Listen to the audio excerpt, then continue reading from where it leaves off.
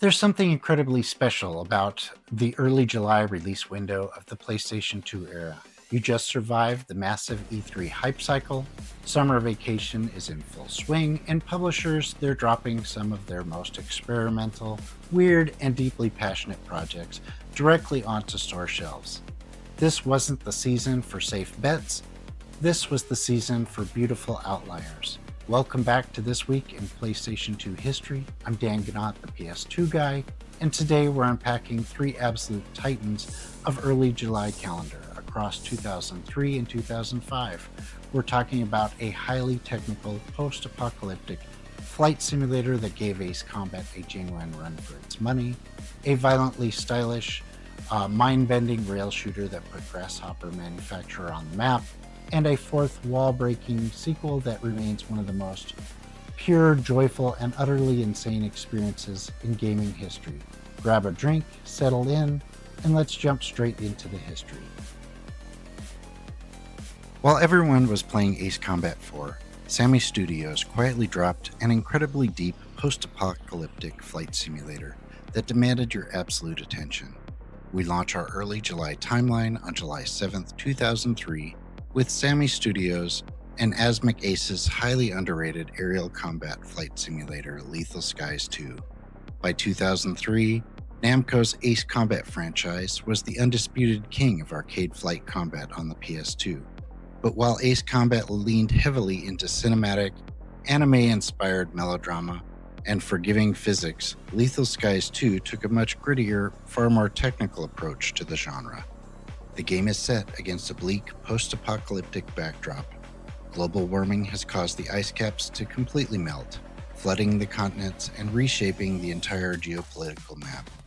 In the wake of this disaster, an aggressive alliance known as WRF, the World Order Reorganization Front, has launched a massive global offensive. You step into the cockpit as an elite mercenary pilot, tasked with pushing back this high-tech threat. What made Lethal Skies so impressive for the time was its sheer mechanical depth. The developers built a flight engine that forced you to actually respect the laws of physics. If you pushed your jet into an impossibly tight turn at maximum speed, the screen would start to tunnel vision and your pilot would actually black out from the G-forces, completely robbing you of control until you leveled out. Your aircraft took localized damage, meaning a hit to your wing would drastically alter your aerodynamics, and taking a hit to your targeting computer would actually scramble your HUD. The hangar was a massive highlight. You had access to an incredibly detailed roster of real-world aircraft like the F-14 Tomcat, the F-16, the stealthy F-22 Raptor, but the game also blended in wild, near-future sci-fi prototypes. You weren't just fighting other jets. The campaign pitted you against massive, multi-stage super weapons, including colossal flying fortresses and heavily armed aquatic dreadnoughts that required precision bombing runs to dismantle piece by piece. It was a darker, deeply rewarding flight sim that stands as a phenomenal alternative to the mainstream heavyweights. It's loud, confusing, deeply political, and visually stunning. In 2005, Suda 51 completely shattered the rules of action games with the release of Killer 7. Fast forward 2 years to July 5th, 2005, and we arrive at what is arguably one of the most important games of the sixth console generation, Killer 7. Developed by Grasshopper Manufacture and directed by the legendary Goichi Suda, better known as Suda 51, this game was originally announced as part of the infamous Capcom 5 for the GameCube, but thankfully received a PlayStation 2 port so a wider audience could experience its absolute madness. Killer 7 is, on paper, a rail shooter mixed with a puzzle adventure game, but that description barely scratches the surface. You control Harmon Smith, an elderly wheelchair-bound assassin who possesses a deeply unsettling condition. He can physically manifest 7 different deadly personalities known as the Smith Syndicate.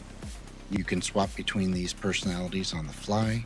You have Garcian the Cleaner, Dan the aggressive revolver-wielding enforcer, Cade the barefoot sniper who summons blood from her own wrists to break barriers, and Masked Smith, a dual grenade-launching wheeled luchador.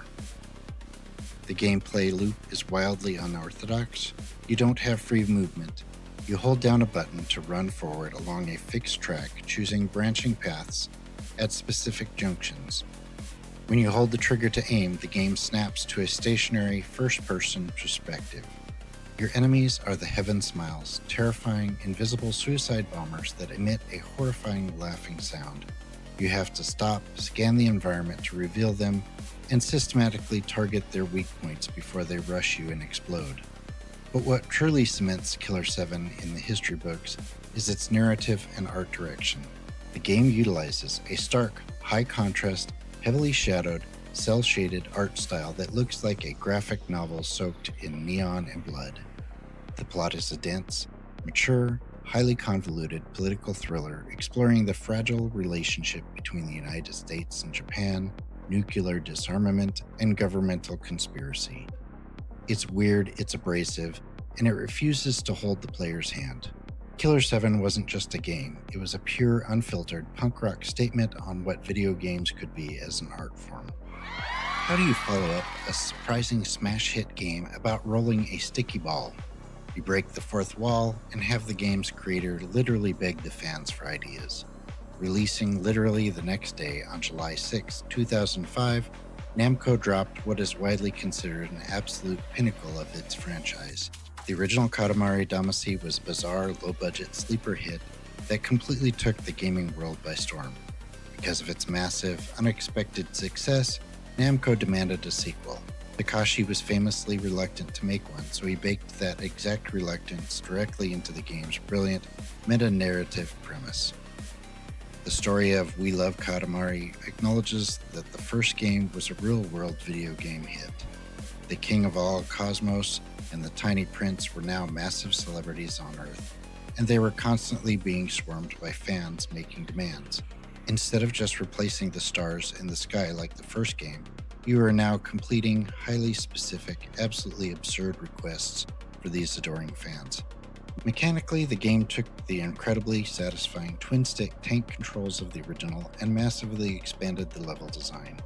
You aren't just rolling up paper clips and thumbtacks until you can roll up the skyscrapers. We Love Katamari introduces brilliant gimmick stages. There was a level where you had to roll up enough flammable material to keep a campfire burning, a level where you rolled the Katamari underwater, and legendary sumo stage where the Katamari was literally a sumo wrestler and you had to roll him over high-calorie foods to bulk him up before a match. The game also introduced an absolute fever dream of a co-op mode.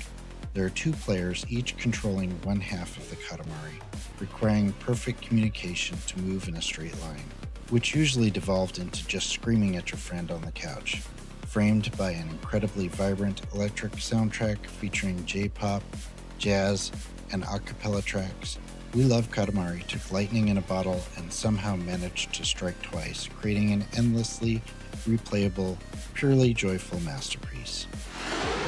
When you look back at this early July stretch, it becomes incredibly clear why the PlayStation 2 remains the undisputed greatest console of all time.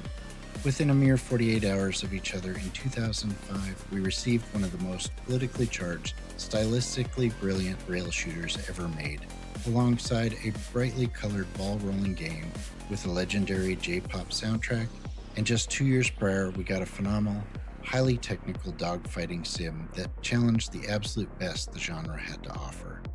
But I want to hear your side of the story. Were you dogfighting over flooded Earth in Lethal Skies 2? Hunting down invisible Heaven Smiles as the Smith Syndicate in Killer 7? Or trying to roll up the entire planet with the king of all cosmos in We Love Katamari? Which of these three summer releases hits you right in the nostalgia?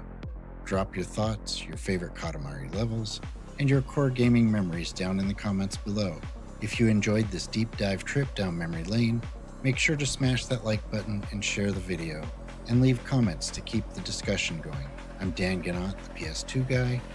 I pour my heart and soul into researching these incredible stretches of gaming history, and I'll see you in the next one. Remember, stay retro. Midnight strikes, the line goes wild for every retro loving gaming child.